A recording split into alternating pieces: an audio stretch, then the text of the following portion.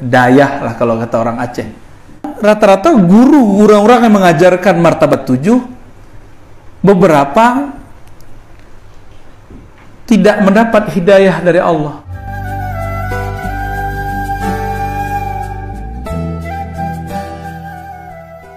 Kitab ini dipelajari oleh Syekh Abdul Rauf di Madinah kepada seorang imam ahli hadis, tapi mursyid, namanya Al-Qurani. Al-Qurani ngambil ilmu ini dari gurunya Imam Al-Qushashi. Al-Qushashi itu sezaman dengan yang mengajarkan zikir yang agak sedikit keras ini, Muhammad bin Abdul Karim As-Sammani. Sezaman mereka berguru kepada guru yang sama, Asy-Syanawani dan Asy-Syidwani dan Mustafa Al-Bakri. Dari mereka berdua lah dapat sanad ke Al-Burhan Puri. Jadi silsilahnya ke situ.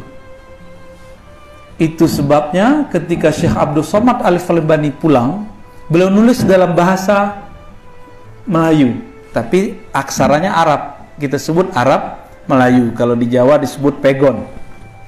Itu menjelaskan teks ini. Kawan beliau Syekh Daud Al-Fatani, orang Patani itu di mana tuh? Thailand. Menulis hal yang sama, dan sekarang di Malaysia dicetak bagus-bagus tulisan itu. Terjemahannya, teks Arabnya disebutkan semua. Dan kami punya salah satu waktu jalan-jalan dulu ke sana, kita beli ya. Jadi kalau mau lihat keilmuan suatu bangsa, lihat aja perpusnya atau toko bukunya. Jadi orang Malaysia membaca buku orang Fatani. Lalu kami meneliti sampai ke Buton, teks ini muncul tapi dalam bahasa Buton dan bahasa Arab, tiga bahasa, Melayu, Arab, Buton. Nah, kok kita menyebutkan hal seperti itu supaya ada kesadaran, ini penting. Bapak Ibu, para asatidz sekalian, jadi kitab Tuhfah ini kemudian berkembang dari Syekh Abdul Rauf turun ke Syekh Burhanuddin, ya, Ulakan, ya.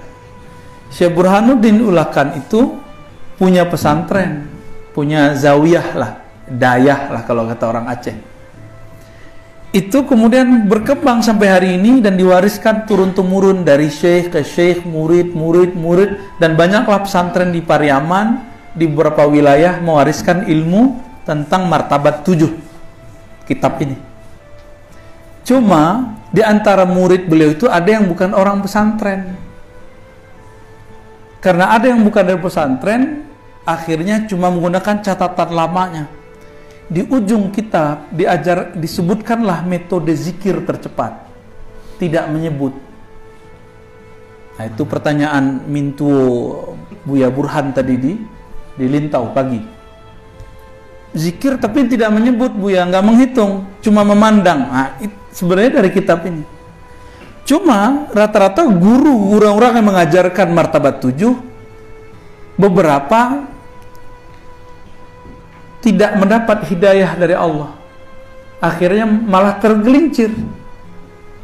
Apa kata mereka? Untuk apa sholat? Allah lah di dalam kiblat, ada di dalam kena sembahyang kiblat lah. Ka'bah ada di hati.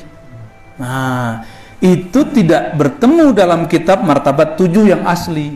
Jadi kami berniat baik, bukan mau mengkritisi, menyalah-nyalahkan, tapi niat mengembalikan kebeningan ajaran kerohanian itu ke dalam yang aslinya, versi itu. Tahadus dengan nikmat Allah tahun 2019, seorang kiai muda, ya, Ustadz Falah Sobirin dari Buton, membawa kitab ini kepada kami untuk bahan disertasi S3. Ya.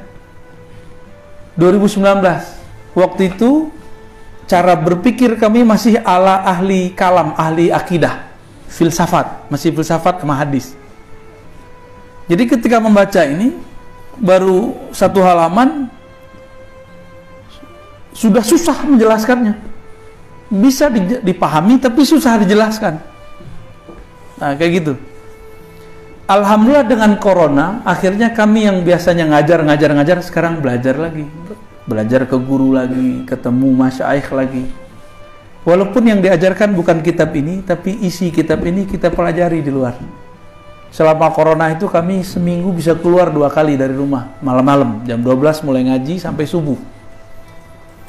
Kadang habis subuh masih lanjut sampai zuhur. Nggak tidur itu, Pak.